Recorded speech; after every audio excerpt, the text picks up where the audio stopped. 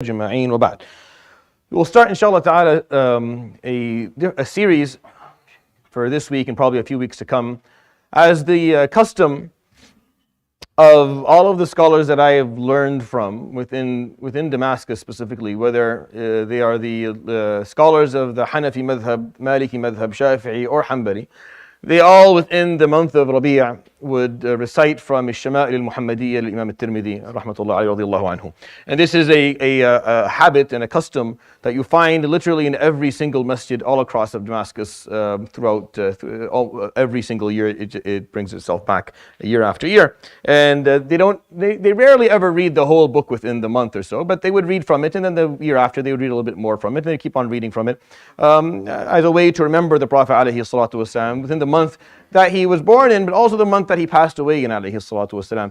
And what exists between the day that you're born and the day that you die is your life, basically. So what we are celebrating, or what we are thinking about here, what are we focused on, is the legacy of Muhammad alayhi salatu wasalam, his life, the life that he lived, which was khair for us when he was Imam al-Shafi'i in the Kitab al-Risala, in the book, the very famous book that he wrote called the Risala, he says the following: قال لم تمسي بنا نعمة ظهرت ولا بطنت نلنا بها حظا في دين أو دنيا أو دفع بها عنا مكروه فيهما أو في واحد منهما إلا ومحمد صلى الله عليه وآله وسلم سببها والقائد إلى خيرها والهادي إلى رشدها.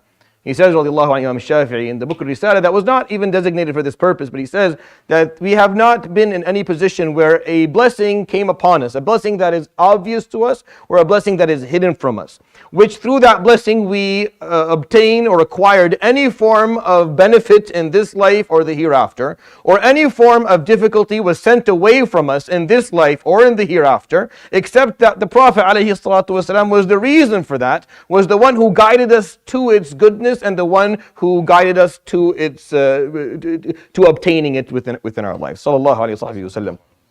And when you're offered a reasoning within time to remember something like this, you take that advantage. And alayhi salatu wasalam should be remembered and praised and learned from at all times, in at every opportunity, in every moment. But whenever time, I won't be talking about Hajj, for example, until a couple of we won't talk about Ramadan until it's closer, and we take this opportunity to talk about him alayhi salatu wasalam. So what I'll do is I'll recite every night that I'm doing this hadith from this book that was gifted to me by Akhuy Sheikh Al-Janabi Jazakallah Khair 2 years ago, and I've been waiting for the opportunity to do from it.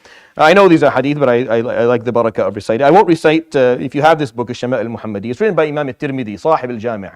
Imam al-Tirmidhi is the known scholar of hadith who has probably one of the most, if not the most famous book of hadith. It outfames, by the way, for scholars, Sahih al-Bukhari. It's not more authentic than it, but it outfames it in terms of the amount of study and effort that was put into gathering it and bringing it together. Imam al-Tirmidhi is a scholar of his own accord.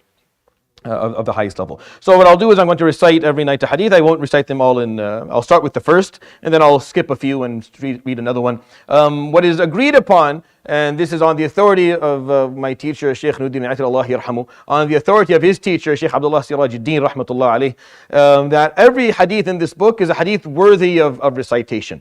All the hadith in this book can be recited. They can be conveyed. None of them are of a level of weakness where they should not or cannot be conveyed or explained to people.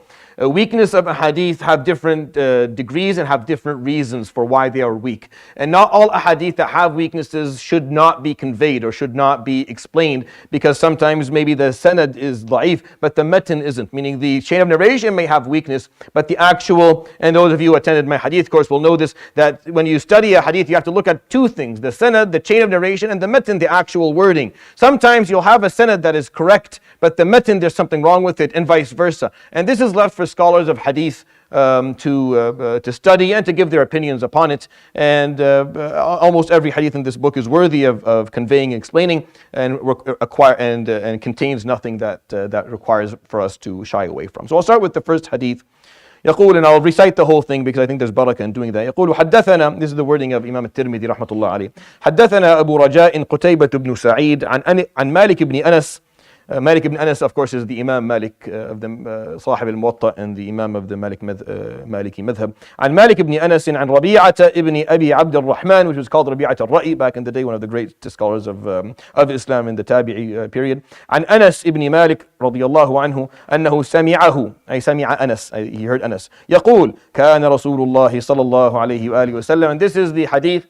It's obviously every hadith in this book is narrated by Imam Tirmidhi because it's his book, but they're also narrated in other books, and this hadith is in Bukhari and Muslim.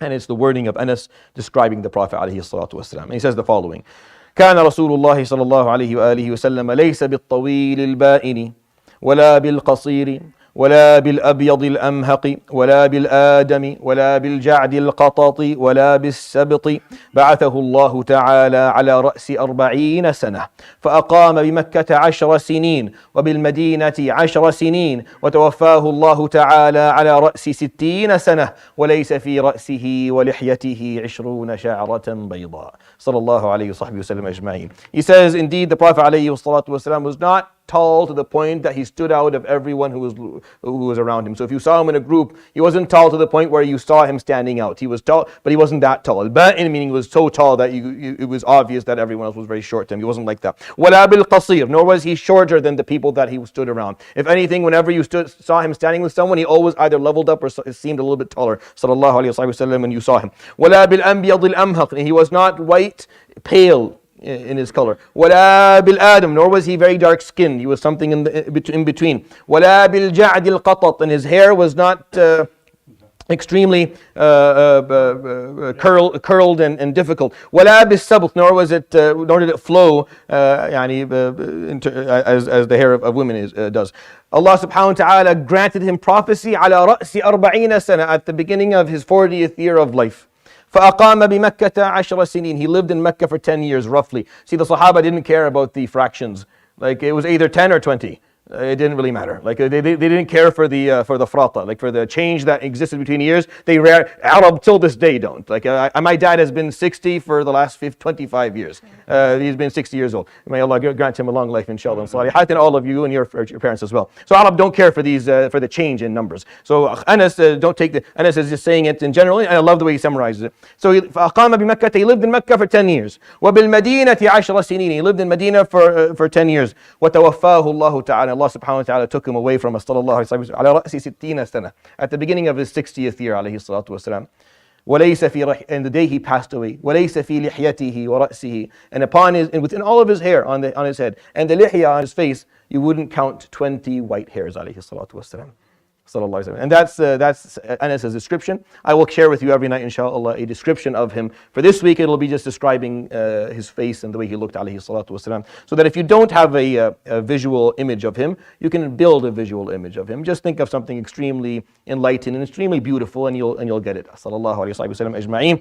يروي الإمام الترمذي في جامعه بسند صحيح عن أنس بن مالك رضي الله عنه قال: كان رسول الله صلى الله عليه وآله وسلم ليس بالطويل البائن ولا بالقصير ولا بالأنبيض الأمهق ولا بالآدم ولا بالجعد القطط ولا بالسبط، بعثه الله تعالى على رأس 40 سنة، فأقام بمكة 10 سنين وبالمدينة 10 سنين، وتوفاه الله تعالى على رأس 60 سنة، وليس في رأسه ولحيته 20 شعرة بيضاء. صدق رسول الله صلى الله عليه وسلم. سبحانك اللهم وبحمدك، أشهد أن لا إله إلا أنت، أستغفرك وأتوب إليك. وصلى الله وسلم وبارك وعظم على نبينا وحبيبنا محمد وعلى آله وصحبه أجمعين.